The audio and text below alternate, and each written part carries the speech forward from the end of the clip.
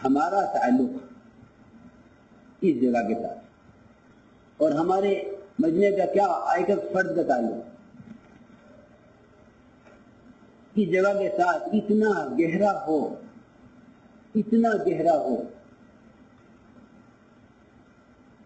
کہ کوئی طاقت، کوئی شیطان، کوئی وسوسہ ہمیں یہاں سے پیچھے نہ ہٹنے دے، ہمیں یہاں سے بدل نہ کرے.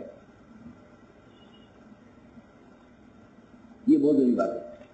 اس لیے کہ دور نبوت میں بھی منافقین کا اور فساق کا کام یہ تھا کہ درمیان میں ایسی چیزیں پیدا کرو کہ ان کا اتباع کرنے والے اپنے نبی سے بدزن ہو جائیں.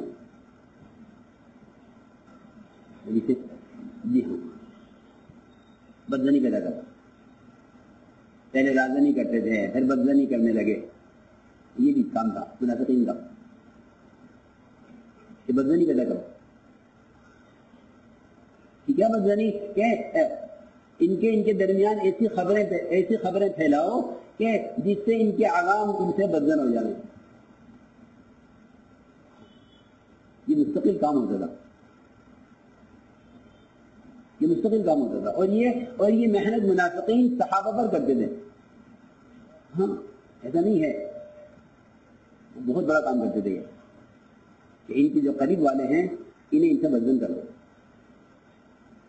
یہیں کے ذریعے کہ جھوٹی خبر کے ذریعے اس ساری آیت اسی پر نازل ہوئی تھی. آپ نے ایک صحابی سے زکوٰۃ وصول کرنے کے لیے بھیجا، راستے میں ایک نے ملا کہ وہ کہاں جا رہے ہیں؟ فلاں زکوٰۃ لینے جا رہا ہوں. اللہ نے بھیجا کہ میں اس کے پاس سے آ رہا ہوں، وہ کہہ رہا ہے کہ زکوٰۃ نہیں دوں گا. ہے نا؟ یہ تو کسے بھیجا ہے نا؟ یہ کسے بھیجا ہے؟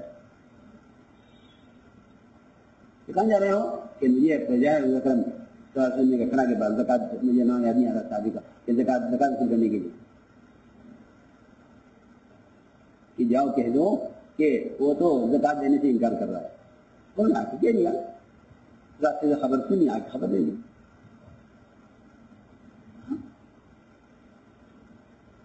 سارے فتنے، میں تم سے کہہ رہا ہوں، سارے فتنے اسی پر ہے.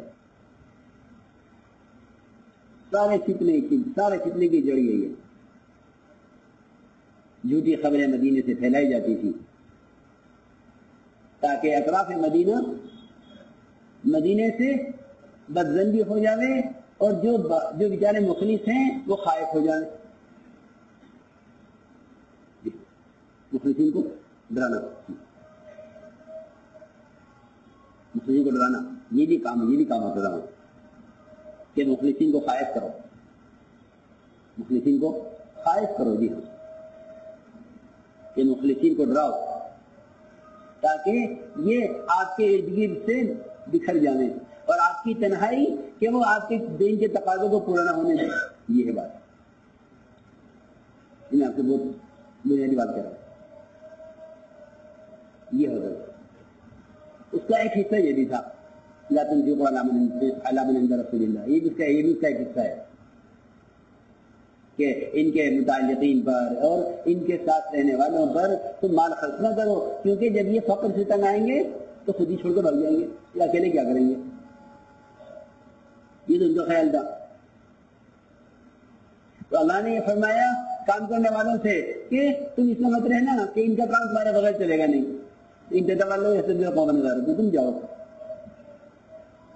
ہم عملہ دوسرے لے آئیں گے. ہاں، میں تو قرآن کی بات کر رہا. ناکام کسی کی ذات پہ موقف تو ہے نہیں، ہم کریں گے تو ہوگا، ایسی بات نہیں ہے.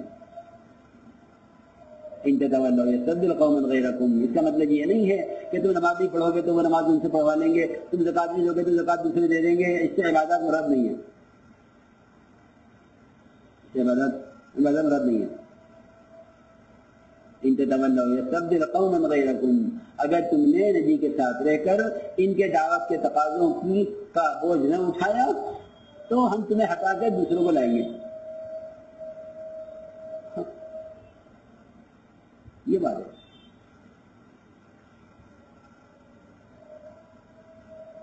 تو بہت ڈرنے کی بات ہے.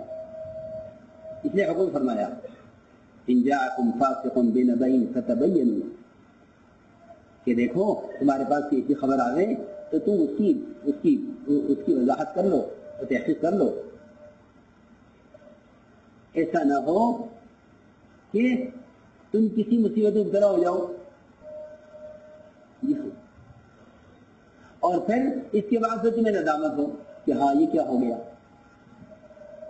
کہ آدمی غلط خبر پر اقدام کر بیٹھتا ہے، غلط خبر پر اقدام کر بیٹھتا ہے، پھر نادم ہوتا ہے.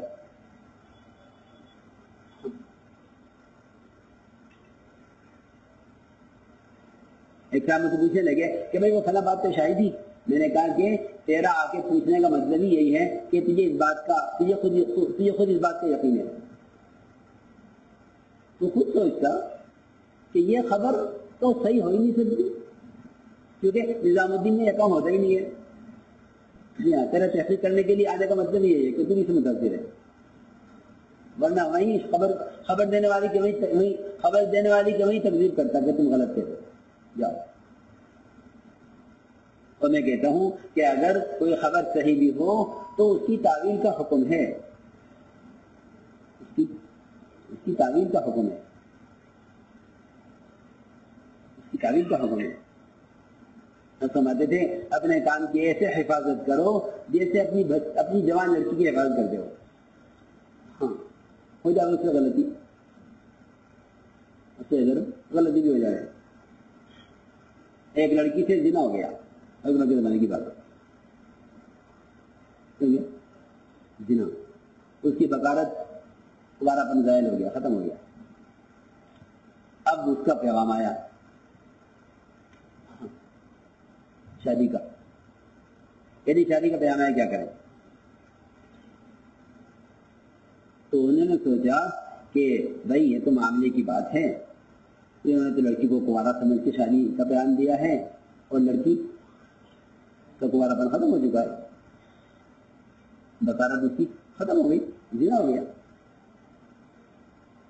لہٰذا لڑکے والوں کو بتانا چاہیے، وہ کریں یا نہ کریں شادی، انہیں اختیار ہے. ہم تو نہ چھپائیں اس بات کو، ہم اس بات کو نہ چھپائیں. لیکن خیال یہ آیا کہ چلو حکمت سے پوچھ لیتے ہیں. حکمت کے پاس آئے اور آگے آئے کیا ہماری لڑکی سے زنا ہو گیا اور اس کی شادی کا پیغام آیا ہے، ہم لڑکے والوں کو بتا دیں اس کا یہ عیب. حکمت نے فرمایا اس لڑکی کی شادی اس طرح کرو جس طرح پاک دامن نیک لڑکی کی شادی ہوتی ہے. اور اگر تم نے اس لڑکی کا حال ذرا بھی بتایا لڑکے والوں کو تو میں تمہیں ایسی سزا دوں گا کہ پورے ملک میں کسی کو ایسی سزا نہیں دی گئی ہوگی.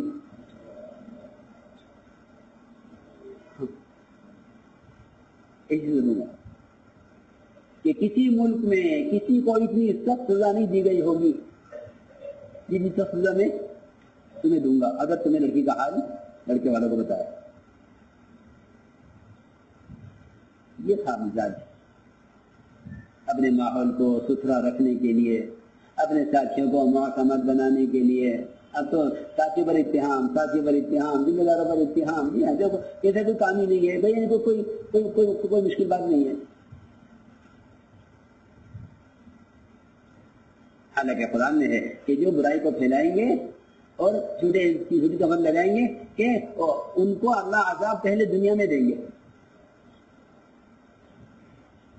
ان کو عذاب پہلے، جی ہاں قرآن میں ہے ان الذين يحبون ان تشيع الفاحشة، کہ جو بری بات کو پھیلانے میں لگے ہیں، ہاں، کہ ان کے لیے دنیا میں رسوائی ہے اور عذاب دنیا میں ہے.